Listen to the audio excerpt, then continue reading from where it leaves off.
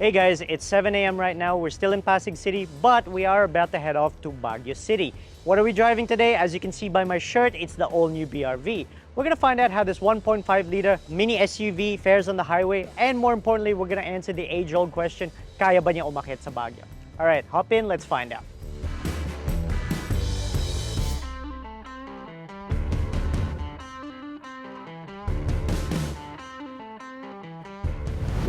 All right, so we're not out of the metro just yet. We're currently on EDSA in Quezon City. First impression so far, ride comfort, very decent. Seats a little snug. It might be these side bolsters here along my obliques, but it is a little snug in here. Headroom is an improvement over the last generation. Steering is light, but nice and well pointed. Road noise is okay, all things considered. We're gonna find out a lot more about that once we hit the mountains up north.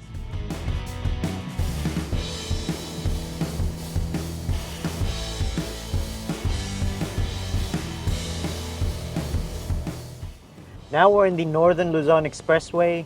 Impression so far, ride is quite stable. The suspension's a little on the firmer side, which is actually helping us here on the highway. The CVT, however, is continuing to rear its ugly head. When the green eco light is on and you're between 2,000 to 3,000 RPM, it's good. Don't hear it. The problem comes when you're trying to chase some speed and you're reaching those higher RPM ranges, then it starts to get really noisy.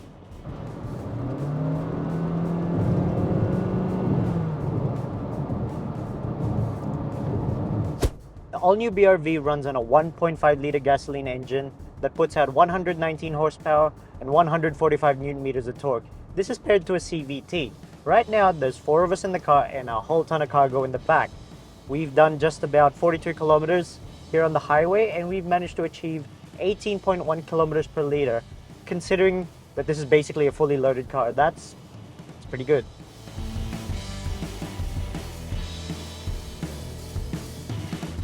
Now we're in the middle row seats. Impression so far, as you can see, it's quite bouncy back here. I'm not sure if that's a difference in the suspension or just due to the highway, but compared to the front seats, it's, noticeably a little more jarring back here. Width-wise, you could probably fit 2.5 of me. I'm about 5'5". 3, bit of a squeeze. Headroom though, quite generous, so taller passengers, you won't have much of a problem back here.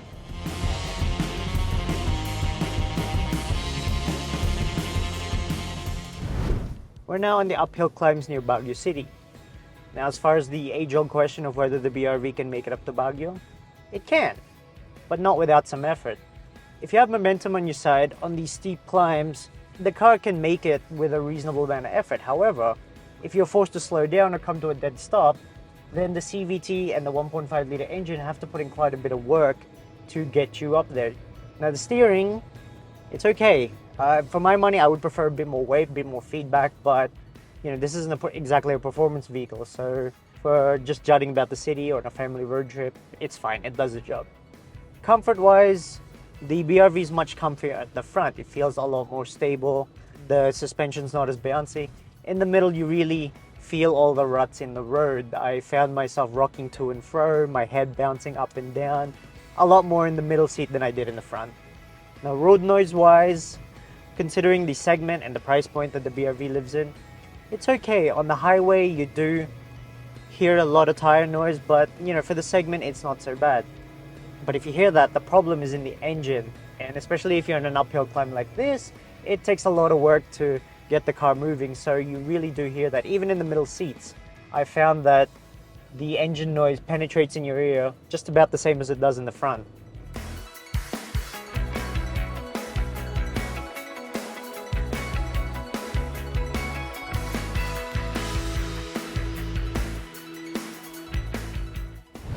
Another question we got about the BRV is, what is your biggest disappointment with this model?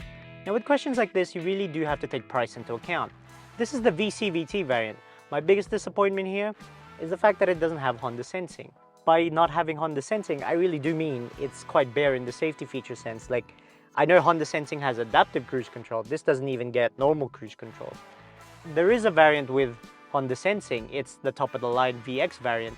Now, I know it does cost quite a bit of money to put in safety features in the cars, particularly advanced ones like the ones available in Honda Sensing. However, one, it's part of the marketing of this vehicle. in that it's joining the rest of the lineup in making these safety features available. Two, safety is paramount. Safety should always come first. I know shortcuts have to be made in terms of production and cost, but it's, you know, a little bit disappointing that near the top of the range, Honda Sensing isn't available yet for the BRV.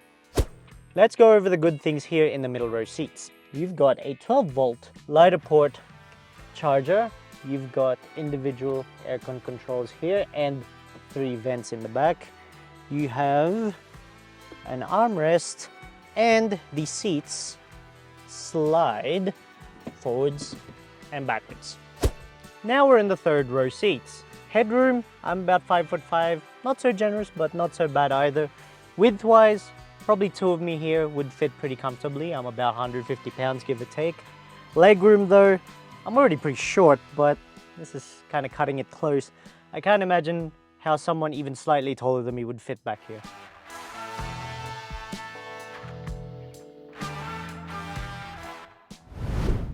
And that was the all-new Honda BRV on a drive up to Baguio. In particular, we drove this, the V variant, which retails for 1.295 million.